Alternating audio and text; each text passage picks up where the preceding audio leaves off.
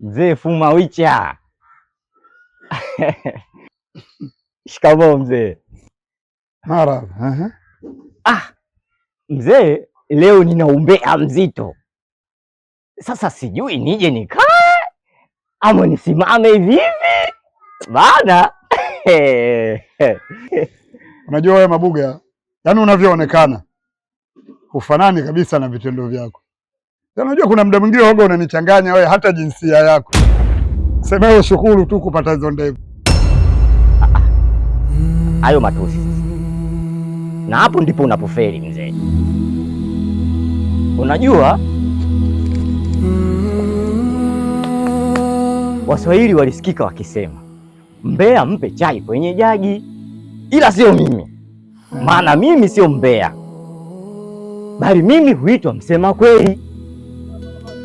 Na kama hutaki basi niache nisepe na full data zangu.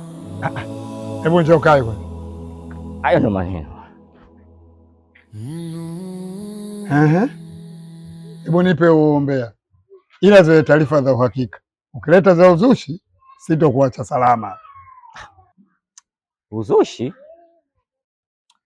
Mimi kwenye taarifa zangu sijai kuleta taarifa za uzushi hata siku moja.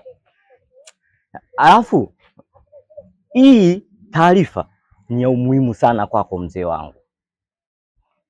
Iko hivi, kiukweli mimi sipendezi na tabia ya Bwana Sayumwe kutembea na binti yako Zinduna. Kwa sababu yule mchizi anaishi na mke, na pia binti yako Zinduna ni mwanafunzi. Atuombei mabaya, ile Hamad ana mimba. Hivi sura yako utaiweka wapi mzee wangu? Wewe hizi taarifa umezipata wapi? Yaani unauliza taarifa hizi nimezipata wapi? Kwanza mimi nashangaa kwa nini hujui? Na hapa mtaani kote kila mtu anajua kuwa Bwana Sayumwe anatembea na binti yako Zinduna. Labda kwa kuwa wewe ni mkali sana mtaani, labda watu wanakuogopa kukuface wewe kukuambia ukweli. Sema mimi kwa kuwa ni msema kweli, nikasema hili swala mimi sijivungi, ni lazima nikwambie ukweli mzee wangu. Mabuga, uko serious na hicho unachoniambia? 100%.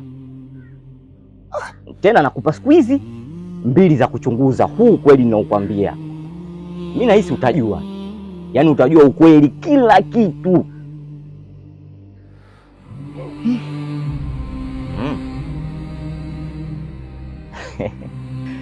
Mzee Fuma Wicha.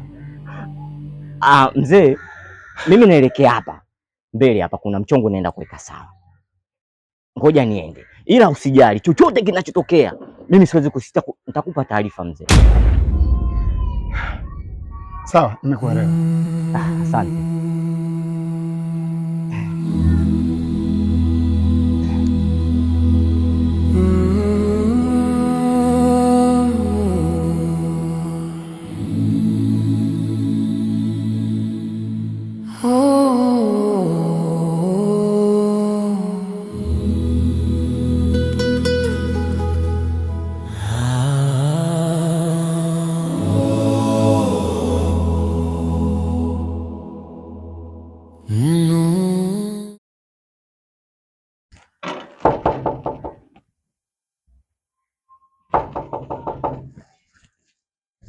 Oh, Ziada.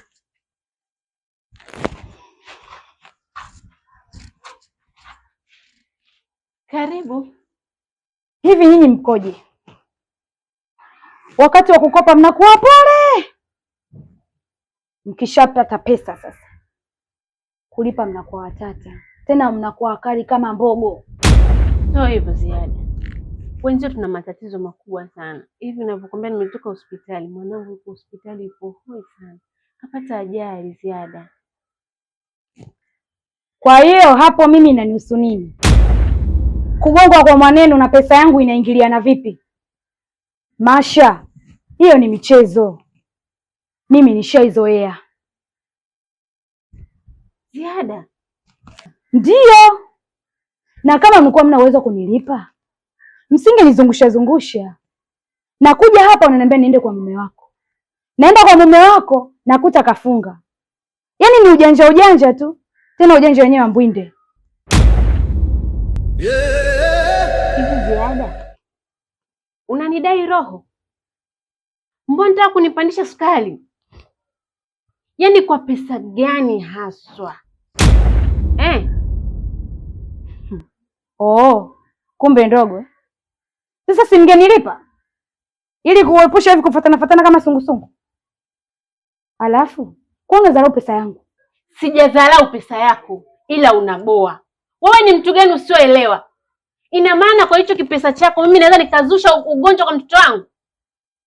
Aya, pesa sina. Unachotaka na mimi nataka.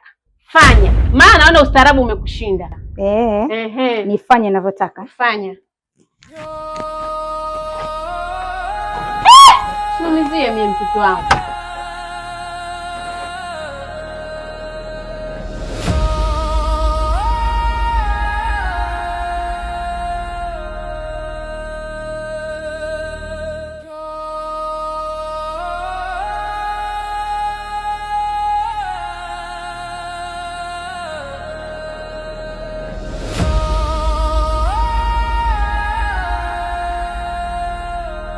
Mkipata pesa yangu mtanipigia simu. Ikipita Ijumaa tumemalizana.